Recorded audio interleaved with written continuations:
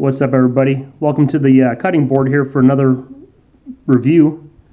This is a review I kind of dreaded doing. It's more of an overview, I guess. It's not really something I've carried for a while. I just purchased this a couple weeks ago, but I kind of dreaded doing this overview here.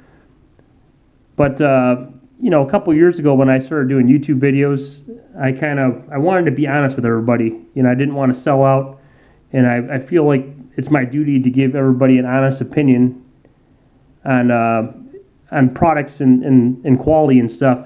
So here's one right here. I'm sure I'll probably get some thumbs down on, and that's okay. It doesn't bother me, guys. Believe me, it doesn't bother me at all. But this is my honest opinions on this knife here, and let's go ahead and take a look at it. This is a USA made buck Spitfire. This is the larger version. Gray aluminum scales. Got this cool green backspacer here. I'm going to go over quickly some things I like about this real quick, okay? I'm not going to get into specs on it.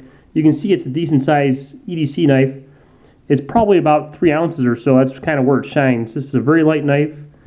Beautiful machining on the aluminum. I really like the aluminum. Everything about this is pretty nice. The jimping's not too bad. I mean, it's not Spyderco quality, but it's a it's a $20 to $30 knife that's made in the USA. So I love the overall feel, the weight of this knife. The aluminum scales are beautiful, well done. The machining's well done on them. I love the pocket clip.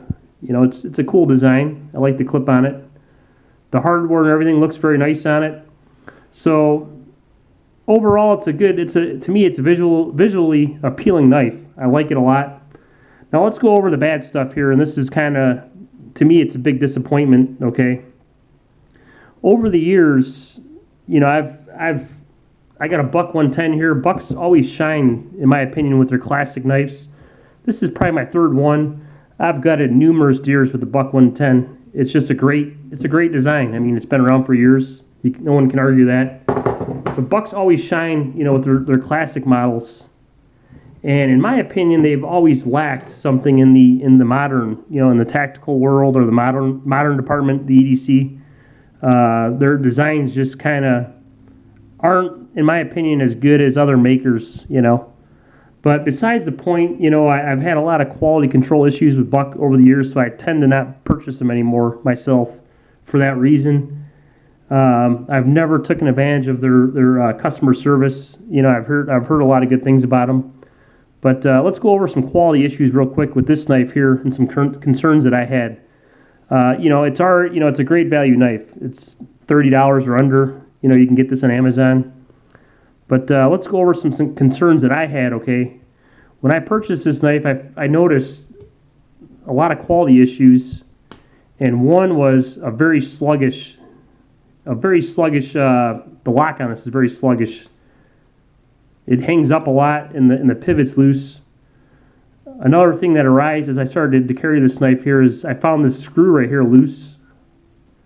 All the other screws seem pretty tight on here, so I tightened the screw up, and then my knife wouldn't open and close. So I was kind of like, what the hell? What the hell's going on here? I look in here, and the hardware is not long enough. The spacer inside there is not long enough. If you tighten this down, the blade will not open. So right there, it's kind of a hit there. Okay, the other thing with the lock, what I noticed, this knife has horrible lock with it. That's where the blade and the lock all rock together. It's got a lot of blade slop. And if you look real closely here, you can see the pivots actually moving inside the handle. Now this pivot is all the way tight. Another hit here is this pivot, being that it floats around, it floats side to side. It's almost like the pivot is not made for the knife, like it's made for a thicker scale knife. So right there is, in my opinion, a pretty big disappointment. Now I took this apart just to check it out. I took the pivot apart, and I didn't notice these problems until after I took it apart. Another issue I had with that is there was tons of grease just gobbed up in this whole area. Now, majority of people, they use oil on a pivot. I can understand using a little bit of grease, but they put tons of grease in here on both sides.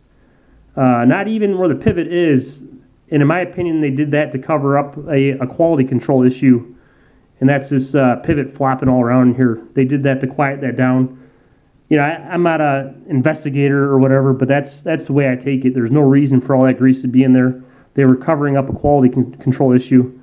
So I decided, this is the first buck knife I've purchased in a long time besides the mini Spitfire that I just purchased.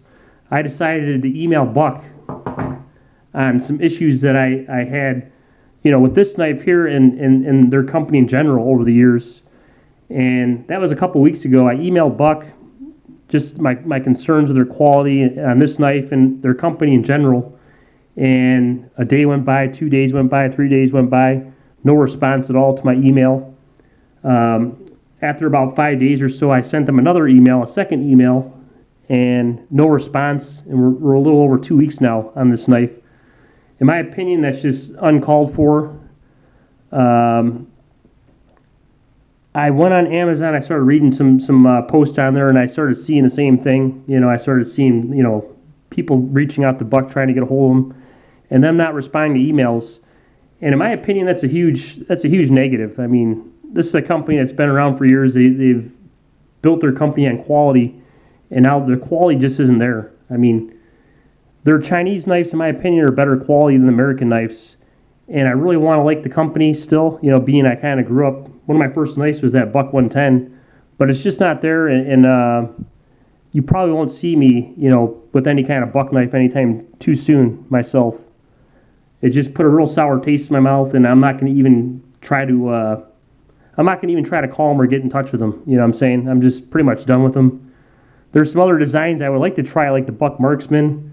But, I'm just not going to cough up the money and waste my time with them anymore. There's been other products, too, like the Buck Vantage series. I mean, I've had blades rubbing on the handle and spacer issues.